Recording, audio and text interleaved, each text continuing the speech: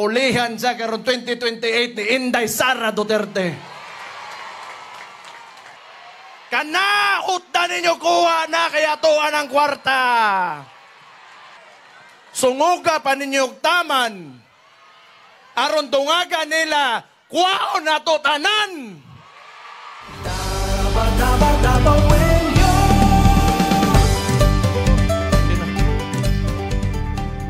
Mayang gabi sa inyong tanan. Iba mo, malipayon kay kung makakita o ingani kadaghang tao sa among rally. Salamat kaayo. Kay baw ko, nga bisag usa sa inyo, way gibayran ug way gipugos diri nga moadto. Ako mapaminaw nako karon, swerte ko nga mga taga Davao nagpakita og ingon ani.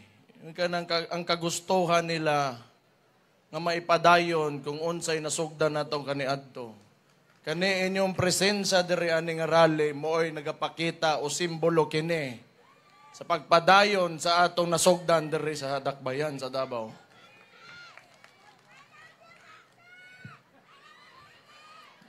Gani. Kanang keba mo natay kanang ginaatubang nga sitwasyon. Pero di na kay nako gusto palawman kay klaro namang gyud pod nga ang kontra nato ang mismong presidente pagyud sa Pilipinas. Mooy gahatag gusto tang palisuran, gusto tang ipiton, gusto niya nga ang Davaoenyo muluhod. Pero wa gyud na, di gyud na mahitabo bisag sa iyang damgo. Kay ang Davaoenyo maisog og mosokol gyud kini. Kumpiyansa ra kaayo siya manggod. Nagkaminos siya. Unang naa siya mga kandidato daring gipadagan. Muingon, hadlokon na manoon ta. Nga kita ang mga Davaoenyo kuno. Dili muluhod nila kung pilion ilang mga kandidato, wa kuno tay budget.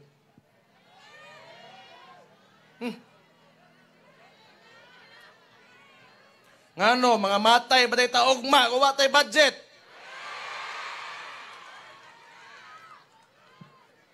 Dili ta mga alipin sa kwarta. Dili ta mga alipin sa kwarta. Pero unfortunately, ang atong gobyerno karon nagbutang og mga kandidato sa tibuok Pilipinas nga ilaka unya patungtungan nila ang ginatawag nga ayuda. Kisay nakadawat diri ayuda. Kanaot na ninyo kuha na kaya tuan ang kwarta.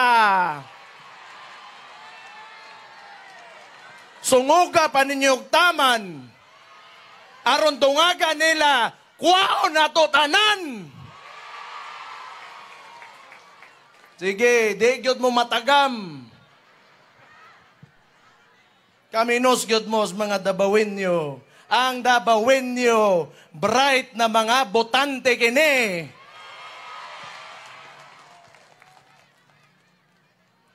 Mga ugok sila. Grabe, laki naman na. Saan naman eh? Uya na, murag di pa nako kaya siguro. Ingon nila, sugod ray luod, pero murag ay lang sa ron. Kuan. Ito ay nalipay ko nga makakitang yan ni kadagang tao. Swerte ko, magkaingon ko, swerte ko nga nahimo kong mayor, o niya mo na yung mga tao nga kung mga ginadumala, swerte kay Kusnyo, salamat gid kayo.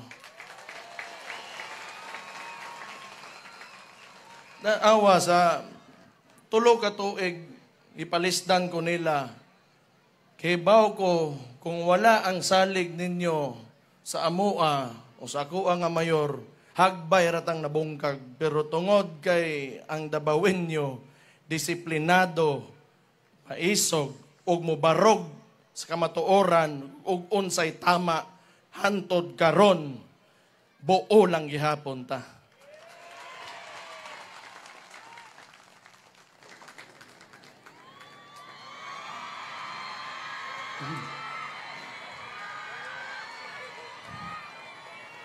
Kuan, ako mohangyo na lang ko sa inyo ha diretso kay maura man gud gihapon pag umangkon gumongyod ni di naman gyud nako na unsa. Si Rigo sa tan-aw nako duha man ni silang nidagan karon na pag umangkon nako mas butan ni siya. Mas butan ni siya. Humble pag yun kaayo. Tan-aw nako mauwawon man gud ni siya ba pero kabalo ko medyo maanad na ni. Unya maduulan gyud ninyo ni. Maduulan ni. Buutan man gud. Importante kayo buutan pod ang inyong kuan. Di pa siguro na garon nang isog kay wa pa man pero mahagit ra gyapon na siya pag abot sa panahon. Kay oy kadali lang sa mo. Kay baw ko pag abot gani moabot ka sa crossroads nga mopili ka nga ang imong mga tao, ang imong constituents, ang Dabawenyo, mo barogyo ka para sa ila hantod sa kinatumyanan, Rigo.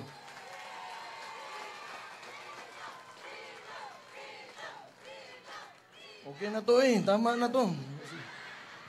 Ingon sila, pabor-pabor na kay paggumangkon. Kaning hugpong sa tawong lungsod, kasagaran sa mga anak o apo, o tanaw ninyo nga wala may sayop, may nakasala sa inyo ha. Unta, muhangyo ko ninyo, ibalik yapon may karong eleksyon na. Naabot tay PPP party list. Ang naitabo manggod PBA wa namang gyud tuan namang gyud ning baliktad na niuban sa kontra. Kiba magod mo. Si Marcos nakabantay na gyud ko katong sinugdanan pa lang. Kay lalimon mo wa pay usa ka tuig o bag-ura nag-usa ka tuig siyang termino. Ang una nga gipalakaw nga papel sa iyang nga congressman sa tibuok Pilipinas naghimo og People's Initiative kuno nga kambyuhan ang balaod sa Pilipinas. And with that comes ang pag-perpetuate sa termino sa presidente. Si Marcos manggod naga-attempt nga di munaog sa iyang pagka-presidente. E siguro entitled kayo siya nga tan-aw ni Marcos siya nasay rason para musundog sa iyang amahan kadtong kaniadto. Mao na matong last year, nigawas ang mga Dabawenyo para moengog ta nga dili na pwede. Tanan kitang mga kandidato, muagi gyud eleksyon. Kay ang eleksyon ang pamaagi sa usa ka lugar. Kung naitaw gatungtong nga di maayo atong tangtango, naitaw nga pwede natong ibutang atong ibutang. Kay aron ang paglambo sa atong lugar magpadayon perme. Kita patas lang, mga gigitag eleksyon tanan. Magpapili ta, ang tao ang magbutang ug magbuot kung unsay direksyon sa iyang lugar. Dili ang mga nalang naglingkod diha. So kani balik di ko sa PPP party list. Nimbali naman gud ning wa man nimbali, wa po naningog damper kani Marino og kuan PPP. I'm sorry to say, but that is the truth. That is the reality of it. And now, naatay PPP party list nga which was agreed upon by the hugpong ng taong lungsod, hugpong sa taong lungsod, nga mao ning mga kandidato nato and karon nga makabutang ta kay medyo okay gyud ang survey nato. Basig tulo ka congressman ang masulod nato sa PPP party list. Karon pagkahuman sa midterm election and given makita ninyo across numerous surveys nga ako nakita na ay duha nga less than 20% ang si Marcos sa tibuok Pilipinas. Dire sa Davao, 1% na lang yung approval rating. Unya na ay ipagawas nila that nakakuan which was 25%, that is very low already, tinuod lang. So, gaba niya. Kuan manggod, kay baw silang di ta nila mapildi manggod, di nila mapildi si Rudy Duterte. Mo na ang buang nangidnap. So, sige lang, wa man ta natumba karon nga gibuhat na nila stoa mas nigahi pagyud ta. Apit naman po ang Mayo 12 noon. So, karon sugod karon. Hindi, sugod aning pagsugod aning tanan wa man gyud po ta nangundang gyud. Kay baw man ta kung unsay ginabuhat sa administrasyon. Tanawa ilang gibuhat sa kuigsoon, tudloan nila nga nang hilabot og kwarta. Karon kasuhan sila sa Korte Suprema. Mind you, ang ilaha na ana sa Senate o sa Congress, which are, composed of people nga na ay can be influenced politically because there are politicians. Kaning judiciary, korte ni, they only look at facts. Unya karon gi-question sila karon sa Korte Suprema, asa ang bilyon-bilyon na kwarta, di sila katubag karon. Mura gyud sila binuang manggod. Binuang gyud eh. So, kana sinang makinang lang gyud sila manubag ani. Pero isa sa mga pamaagi nato para malahos nato ang ato ang kagustuhan di lang para sa atong syudad kundi para sa Pilipinas pod. Naatay mga ginatawag nga Duterte senatorial candidates, ato ni silang palakpakan. Naatay tulo kadagadabaw diri, na si Bongo, na si Bato de la Rosa, ug na si Pastor Kibuloy. Di nato kalimtan kay importante kaayo nga well represented ta. Pag-abot sa nasyonal nga politika, kay ang Davao dako kay kontribusyon sa tibuok income sa Pilipinas. Mao bitaw na sige ra magyud pod noon tagkayod dire naning kamot mangyud pod ang hugpong kasagaran sa tuwa dire majority na mabutang sa pwesto hugpong man uman wala mangyud mi nagbinuang gipakita gyud namo nagigamit gyud saktong pamaagi ang kwarta maong kita hantod karon wa tay utang wa gyud tay utang timan-ina ninyo. Human, bisan pag potlon ta nila. Pagkabalo mo, no? Kanang ingunan nga panulti ba? Kung ikaw leader ka, dapat manggod, kani si Bongbong. Di ba yan lalim nga mahimo kang presidente? Nag-inosara ka sa isa ka nasod. And yet, this is how you treat your people. Pangit kayo na nga butang. It is already a privilege and honor nga pilion kas tao. Tagaan kag oportunidad nga ipakita nimo kung unsa nimo kamahal ang imong bayan. Pero and yet unsa ginabuhat niya. So sige lang. Bot pasabot ana. Pulihan sa karon 2028 ni Inday Sara Duterte.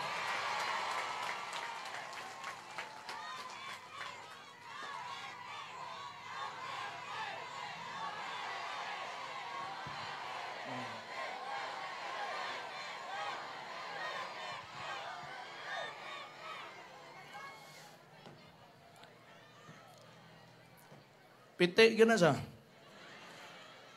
Kuan, di na nako siguro usa-usahon, pero gabi ni si Raul Lambino, may braba manulti yun. Niya Ilocano di ay ni. Si Kuan Raul Lambino. Niya napos Jimmy Bundok, na abogado, kasagaran dre abogado, na si Ipe Salvador, dugay ng loyalista yun, kaayo sa 2016 pa lang. Kibaw mo, kasagaran na ni mga tawhan na, pidipilaban ni sila. 2016 manggod. Ang survey ni Rudy Duterte, ako amahan, nagsugod bayata, less than 20% sa pagka-presidente. Pero pag abot sa tumoy, nakabutang yung tagdabawinyo nga presidente. Kani sila, hinay-hinay, gasaka. Basig, maluwing Ginoo, kaloy anta. mahitabo ug unsay nahiba atong 2016 maato agyud ni tanan. Vote straight PDP laban gyud ta. Maayo man ni kay ang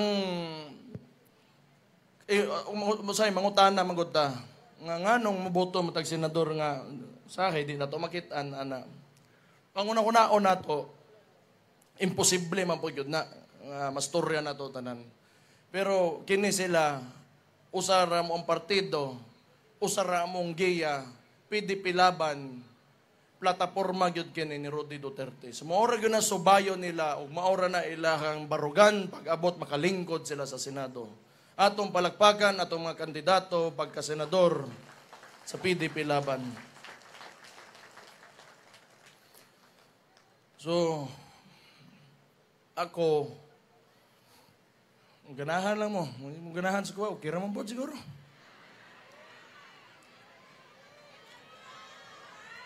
Ama day, muingon manggod sila. Ang baligya karon sa PECAS, muingon sila nga diskwalipikado si Rudy Duterte kay tuwa sa laing lugar. But ang COMELEC mismo, the day after sa iyang illegal arrest or technically kidnapping, published that Rudy Duterte is not disqualified as a candidate for the mayoralty here in Davao City. Unsa man, okay ba ninyo og mahimo natong mayor na pod si Rudy Duterte?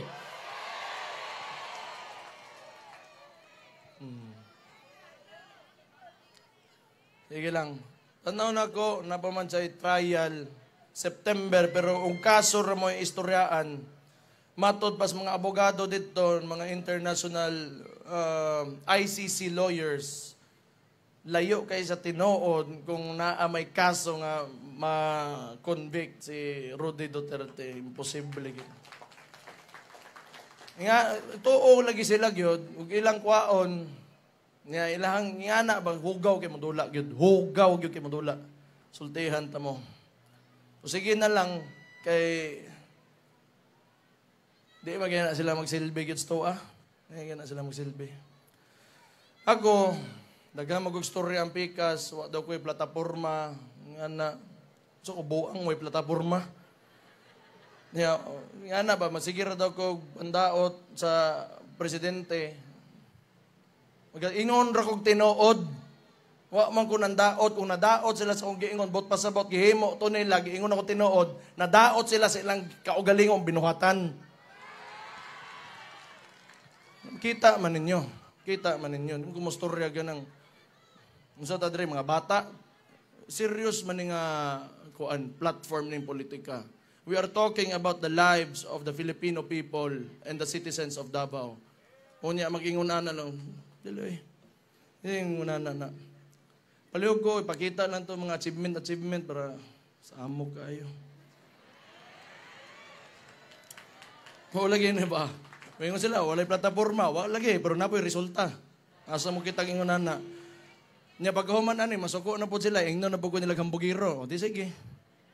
Sumaon ni sa dagan mamanggid unta ni. Ibalin, sige na. Ibalin. Oh. Pero kani manggod, kani ingon ani, bisag kinsa nga politiko, bisag pag muadto mo sa laing kalibutan, mao gyud unang pangsulti sa mga politiko nga mao ni nahimo nako naa mo gud daan. Kay baw manggod mo. Mao nandi ko mo storya plataporma kay tanang ginaingon ni Carlo Nograles nga buhaton niya nahimo na nato.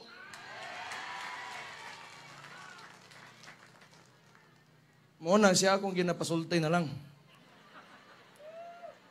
Tinuod bitaw gyud. Tinuod gyud ba naluoy na lang gani ko. Nya muligid ra ba dayon? Wa man sa nanaway ko ha. Pero muatbang kang Rudy Duterte, unya imo ipakita sa taong mga panya ka ligid-ligid lang, di siguro ka kadaog. Hindi man sa kuan, pero siguro kay nanglan mas naiunod pa imong panultian na kay imong kaatbang ang tao nga nagbutang sa Davao City sa mapa sa kalibutan. Timan ena.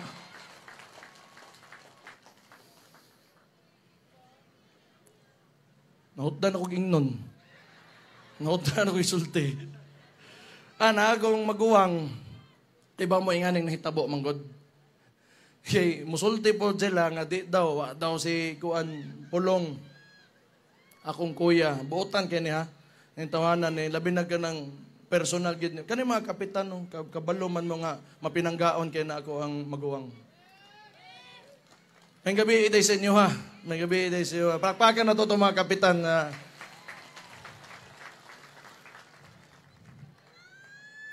Kamu na lang bahala. Gidoy, tinood lang. Kamu na lang bahala. Maayon tao man eh. Kiba mo, nalain kayo ko. Kay dugay na ang pikas kampo, sigig dautan. Pero kung magkaila lang mo ani makatao kay ni nga tao ni Siguan. Si Pulong Duterte.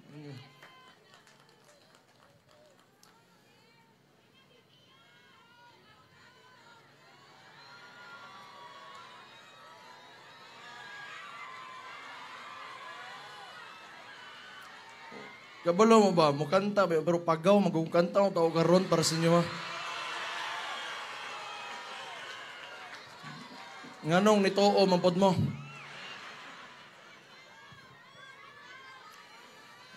Kaning ani manggod, kaning pagpadayon man ni ako Dugay na manggod, sinugdanan pa sa ako amahan. Nya, abot akong igsoon na imong mayor. Nya, salamat kayo 2022. Inyo kong gipili nga mayor, thank you kaayo. Salamat kayo, anak. Dili na, like I said, ganiha, it's a rare opportunity for someone nga mapili sa usa lugar nga ikaw rang mag-inusa, nga mo'y lead sa mga tao. So, kaning ingon nani, sobra-sobra na kaayo nga ako naabot sa akong kinabuhi.